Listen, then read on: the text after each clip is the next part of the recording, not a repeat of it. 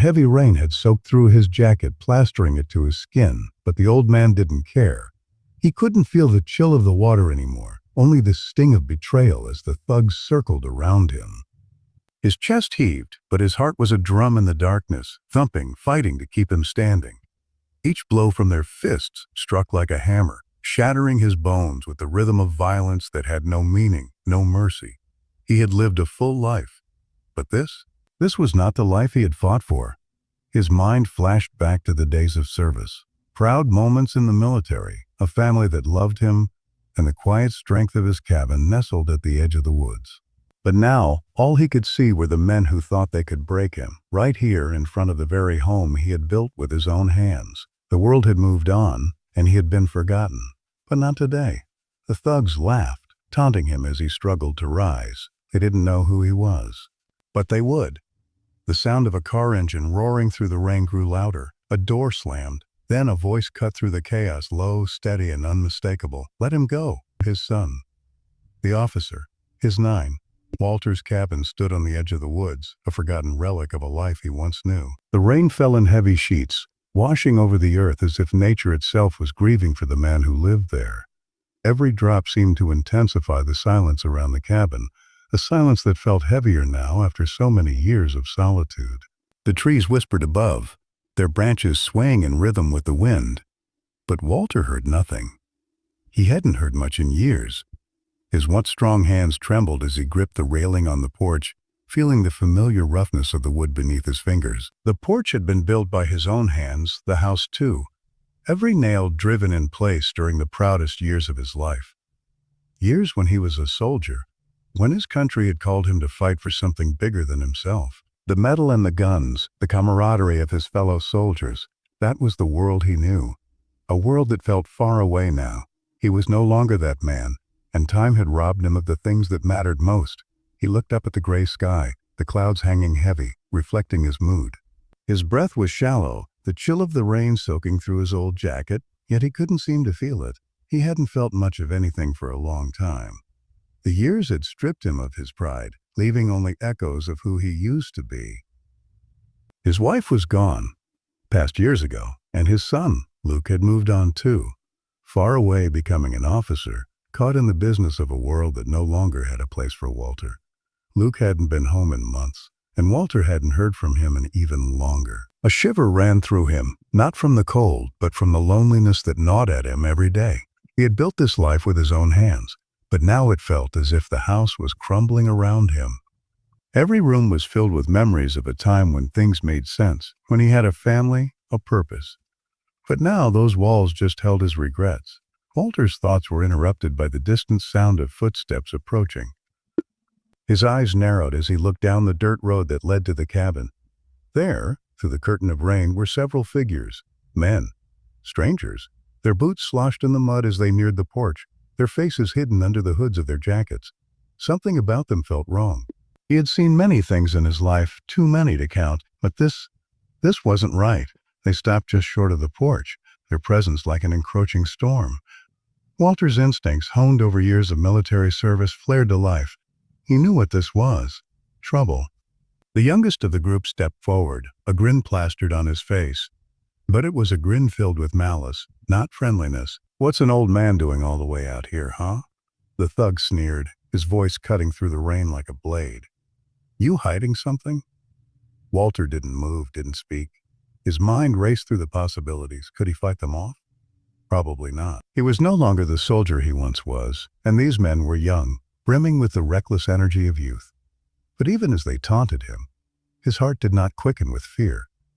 It quickened with something else, something deep. They weren't just intruders. They were a sign, a symbol of the world that had moved on without him, a world that no longer had room for men like Walter, men who had fought and bled for something that seemed so far removed from what it had been. His hands, still gripping the railing, tightened, and he felt the pulse of something stirring within him. It wasn't the sharp young strength he once had, but something else, something more primal. Something that had been buried under the weight of years, of isolation, of regret.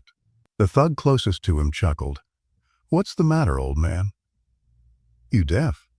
Walter's lips curled into a tight line, but he didn't respond. His mind was sharp, even if his body wasn't. He could feel his muscles protesting the thought of a confrontation, but his mind was clear. He knew how this went. He had been through it before in darker places on foreign soil. There was a rhythm to it, a rhythm that even now he could hear.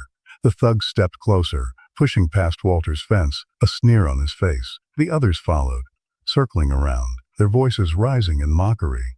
Walter's eyes never left them, though his body remained still, a statue in the storm. Then, with a suddenness that startled the group, the first blow came. It was swift, like a sudden gust of wind, but it landed squarely on his chest. Walter staggered back, his breath knocked out of him, but he didn't fall. He couldn't. Not now. Not in front of these men. They were laughing, jeering, throwing insults and blows, each one harder than the last. The rain, relentless and cold, soaked his clothes, his skin. His mind flashed back to a day long ago, when he had stood tall and proud, uniform pressed, with a purpose. The memories were sharp, almost painful. He had been forgotten. This was the world he had fought for, the one that had moved on without him. The blows came faster, harder. His head spun as they knocked him to the ground. His knees scraped against the dirt. But even as the pain spread through his body, something inside him hardened. Something ancient, something familiar. He had fought before, and he would fight again. With a grunt, Walter rolled onto his back, his hands pressing against the mud. He could feel the weight of years in every joint, but still he rose. Slowly, painfully, but he rose. The thugs laughed, not realizing they had just awoken something in the old man, something they couldn't break. They thought they could break him, but they were wrong. And as he stood there, battered and bruised, the world seemed to shift around him. The cabin, the forest, the rain, it all blurred together. But Walter felt alive again, for the first time in a long time.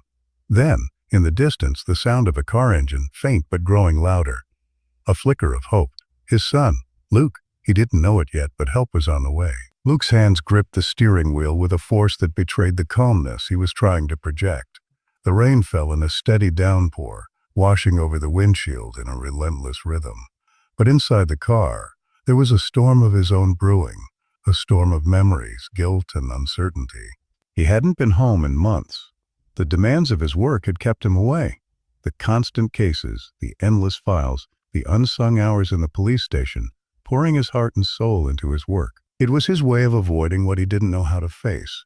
His father, Walter, his father, who had always been a pillar of strength in Luke's life, was now a shadow of the man he had once been. Luke had watched that transformation over the years, the silence growing between them, the coldness, the distance. They had fought bitterly the last time Luke was home.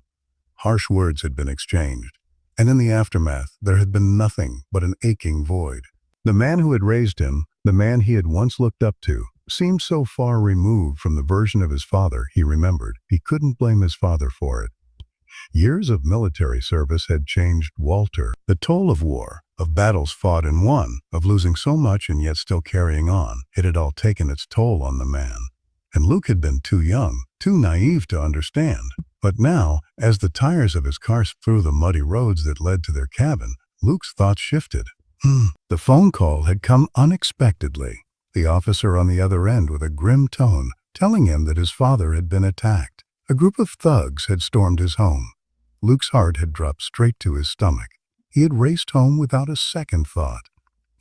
Work, the station, the cases. They all seemed insignificant now. His father was the only thing that mattered. The road stretched ahead, winding through the thick trees, the shadows deepening as the evening settled in. The rain didn't seem to let up, as though it too was mourning the quiet destruction of the past. The tension in Luke's chest grew with every passing second. His thoughts were a whirlwind, memories flashing like photographs before his eyes. His childhood home, his father's rough hands lifting him up when he had fallen, his deep, rumbling voice giving advice that Luke had never truly appreciated at the time. And then that last conversation, the arguments, the harsh words, the silence that had come afterward. He hadn't spoken to his father in months, and now he was rushing back because of a brutal attack, because his father was lying somewhere, alone and battered. As the cabin came into view, a small weathered structure standing defiant against the storm, Luke's breath caught in his throat. The sight of it, his father's home, stirred something deep inside him. Memories of when it was full of life, of warmth. The porch where they had spent hours, sitting in silence, watching the sunsets. Those moments felt so far away now, like a different lifetime. His eyes flickered to the rearview mirror. Max, his nine partner, sat quietly in the back, alert, his large eyes focused on Luke. Max had been by his side through countless operations, his constant companion in moments of danger, in moments of despair. The dog knew the urgency of the situation, and Luke could feel the quiet tension in the air. Even though neither of them had spoken, they had trained together, worked together. Max wasn't just a dog, he was family, and today they would need each other more than ever. The tires skidded slightly as Luke turned into the driveway, his car coming to a stop in front of the cabin. The rain continued to fall, heavier now, as if the sky itself was pressing down on the world. His hand froze over the door handle, a deep sense of dread creeping over him. His father's cabin had always been a place of refuge, but now it felt like a place of ghosts, of unfinished business. Max's ears perked up, a low growl emanating from the backseat. Luke's instincts flared. Something was wrong. He threw the door open and jumped out of the car, his boots sinking into the mud. He didn't wait for Max, knowing the dog would follow. The air was thick with the scent of wet earth, the smell of pine, and the rawness of the rain. But beneath it all, something darker lingered, the metallic taste of fear. Luke's eyes scanned the yard. The cabin stood silent, its lights flickering in the distance, casting long shadows across the porch. But then through the heavy downpour he saw it. The figures standing around his father. The thugs. His heart sank. "Dad!" Luke shouted, his voice cutting through the storm. The thugs turned surprised at first and sneering as they sized him. They were younger, brash, filled with the reckless confidence of men who didn't know the weight of their actions. "You here to save the old man?" One of them sneered, his voice dripping with contempt. "What's he to you, huh? Just an old soldier who thinks he's still got some fight in him?" Luke's fists clenched at his sides, but he didn't take his eyes off them. His heart was pounding now, a deep primal rage building within him. These men didn't know who they were dealing with. But they would learn. Luke stepped forward, his tone low, controlled. Let him go. Let him go. Max, sensing his partner's intent, barked once, his posture tense. The thugs looked at the dog, then back at Luke, their expressions shifting from mockery to caution. But the leader stepped forward, brandishing a knife, a cruel grin on his face. "I'm not so fast, officer," the thug growled. "This is our game now." Luke didn't flinch. His hand hovered near his holster, ready to draw, but he knew it wasn't just the law he was holding on to in this moment. This wasn't just about arresting these men. It was about saving his father, saving the man who had once been his protector, his guide. As he stepped closer, he caught his father's eye. Walter, bruised and bloodied, stood stoically. There was no fear in his eyes, only the same quiet strength Luke remembered from when he was a boy. The bond between them, though strained, was still there.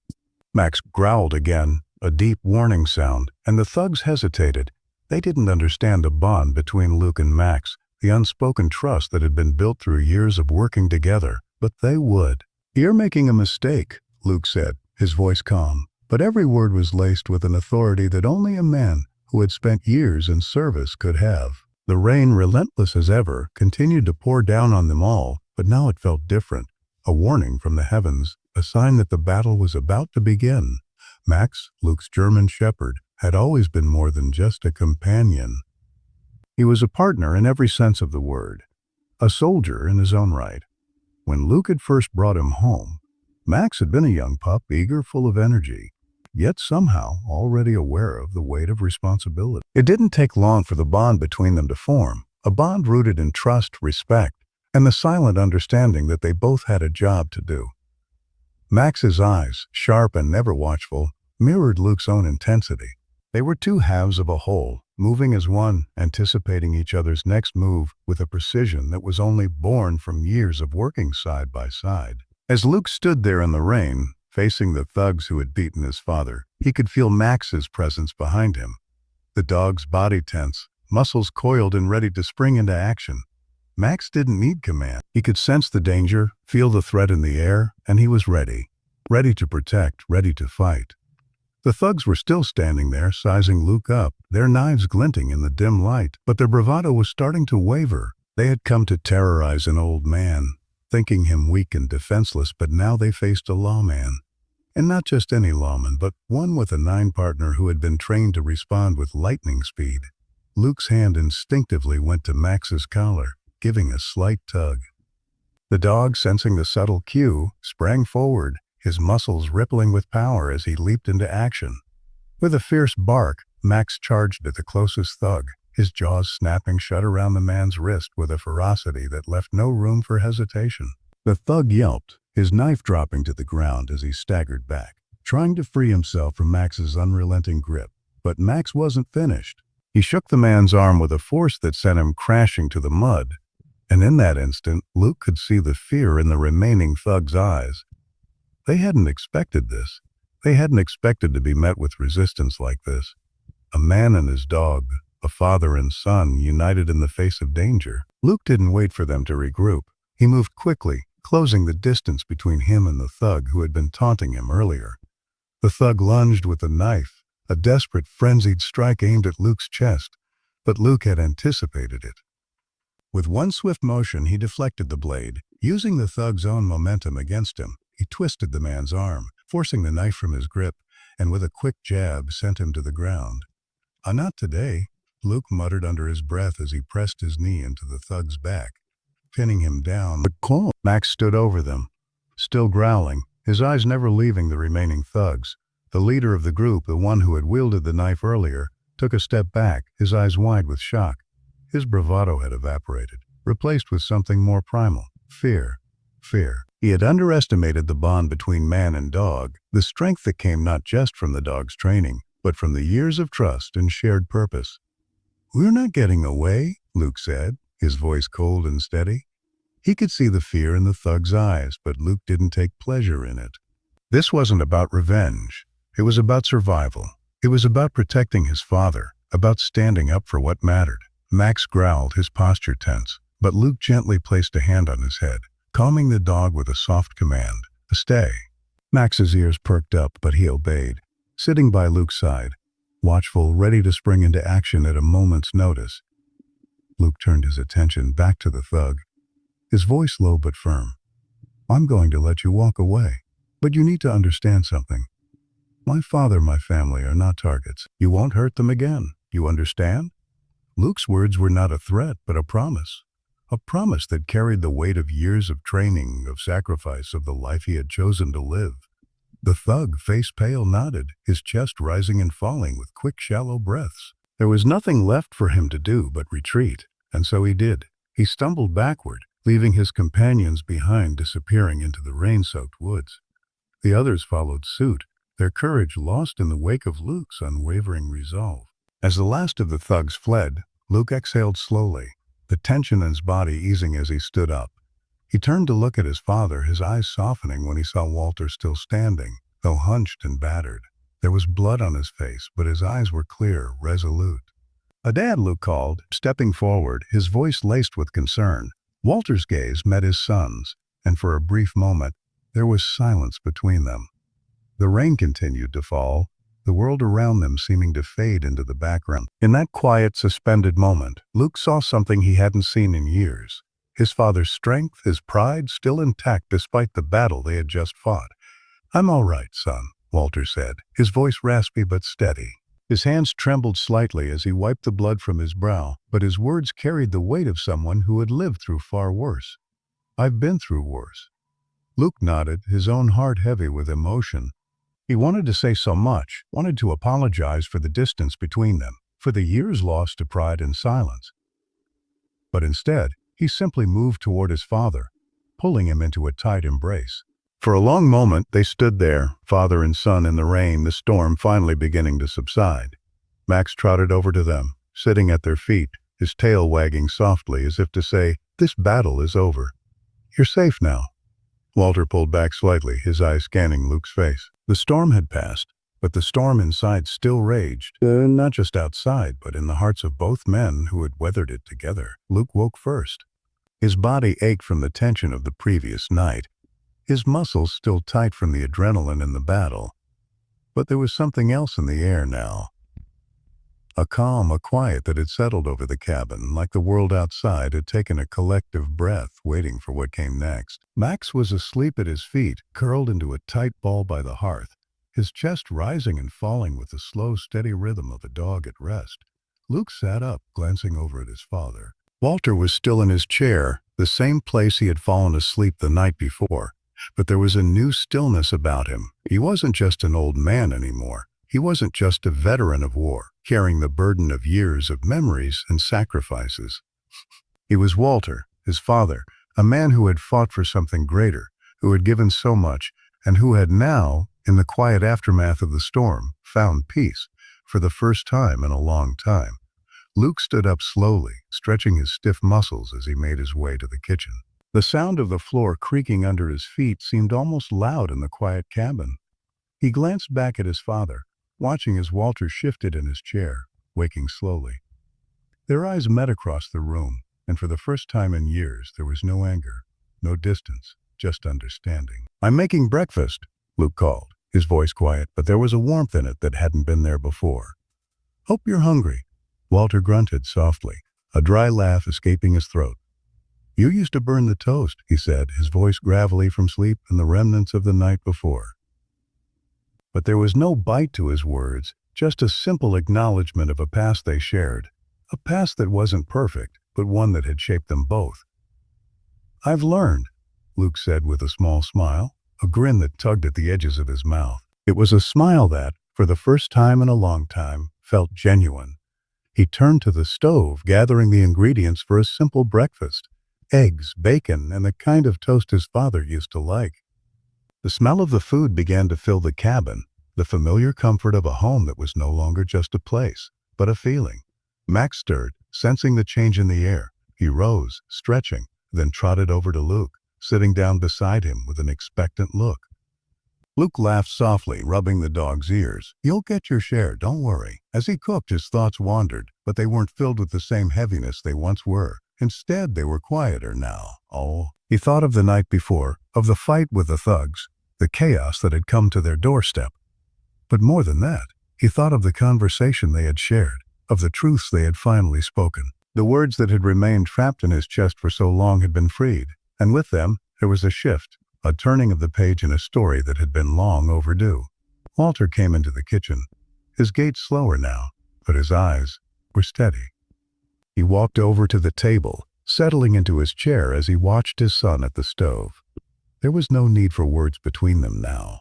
The silence was no longer filled with awkwardness or resentment. It was the comfortable silence of two people who had shared too much together to need to fill every moment with conversation. Luke set the plates down in front of his father, the simple act of serving him more significant than any grand gesture. Walter glanced up at him, his eyes softening as he reached for his fork. "You've grown up, Luke," he said, his voice quiet, but there was a depth to it. "You're not the boy I used to know, and I'm not the man I used to be." Luke sat down across from him, taking a deep breath. "I've made a lot of mistakes, Dad, a lot of things I wish I had done differently." Walter nodded, his gaze thoughtful. "We all make mistakes, son. It's what we do after that matters." Luke's gaze met his father's, and for the first time he understood. The years of bitterness, of resentment, of feeling abandoned. They had all been part of a larger picture, a picture that was only now coming into focus. His father had always been there, in his own way. He had always been a protector, even when his methods weren't understood. And Luke, in turn, had spent years trying to prove that he didn't need protection, that he could handle it on his own. But that wasn't true. He had needed his father all along. "I should have been here more," Luke said, his voice thick with emotion. "I should have reached out." Walter's expression softened, his hand resting on the table. "You were doing your job, Luke. You had your own life to live. But you're here now, and that's what mattered." There was a pause, the sound of the crackling fire in the hearth filling the silence between them. Luke took a deep breath, the weight of everything that had been said settling into his chest. The anger, the pain, the misunderstandings, they didn't vanish in a single conversation, but they had started to dissolve piece by piece. The healing had begun. Luke reached for his father's hand, gripping it firmly but gently, offering what comfort he could. "I'm sorry, Dad, for everything." Walter's weathered hand tightened around Luke's. "It's never too late, son. It's never too late." For the first time in years, father and son sat in quiet understanding, the weight of the past lifting just enough to allow room for something new. The storm outside had passed, but inside there was a calmness, a quiet peace that felt both fragile and powerful. Max nudged Luke's leg, and he smiled, reaching down to scratch the dog behind the ear. "You were right to trust him, Max," Luke whispered, the dog's eyes meeting his as if understanding the weight of the moment. The fire crackled in the hearth, the sun's early rays creeping through the window. Walter and Luke sat together, side by side, in the kitchen of the cabin that had once been a place of separation. Now it was a place of connection. They had found each other again, in the most unexpected of ways. Through a fight, through the chaos, through the breaking of old barriers. And as the day began to warm, as the world outside began to thaw, Luke knew that they were no longer broken. They had been through something together, something that had rebuilt them both. Not perfectly, but wholly, and that was enough.